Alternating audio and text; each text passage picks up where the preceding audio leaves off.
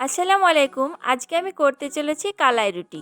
তার জন্য আমি এখানে 1 কাপ কালাইয়ের আটা নিয়েছি ও 1.5 কাপ মতো গমের আটা নিয়েছি। পরিমাণ মতো লবণ দিয়ে অল্প অল্প করে জল দিয়ে এটাকে মেখে নেব।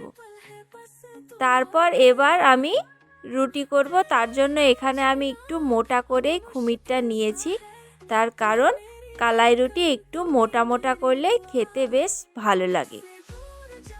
দেখুন আমার বেলা হয়ে গেছে। এবার এই রুটিটাকে সেঁকে নেব। তার জন্য আমি এখানে খোলায় রুটিটাকে দিয়ে দিলাম। এবার রুটিটাকে ভালো করে ঘুরিয়ে ঘুরিয়ে সেঁকতে হবে। এই রুটিটা একটু লাল লাল করে সেঁকলে বেশ ভালো লাগে খেতে, তাই এটাকে আমি ভালো করে সেঁকে নিচ্ছি।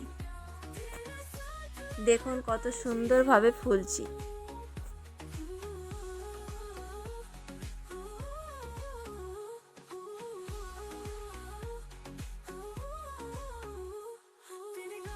এভাবেই এক এক করে আমি সব রুটিগুলো সেঁকে নেব।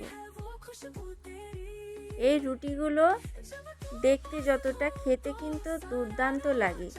যারা রুটি খেতে পছন্দ করেন না তারা এই কালাই রুটি দুটোর জায়গায় 3টে করে খাবে।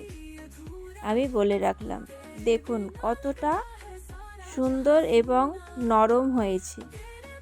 এই রুটির সঙ্গে কোনো মাংসের দরকার নেই, ধনেপাতার চাটনি হলেই জমে যাবে। ধনেপাতার চাটনি রেসিপি আমার আগেই দেওয়া আছে, আপনারা চাইলে রেসিপিটা দেখে আসতে পারেন। আশা করি সকলকে ভালো লাগবে।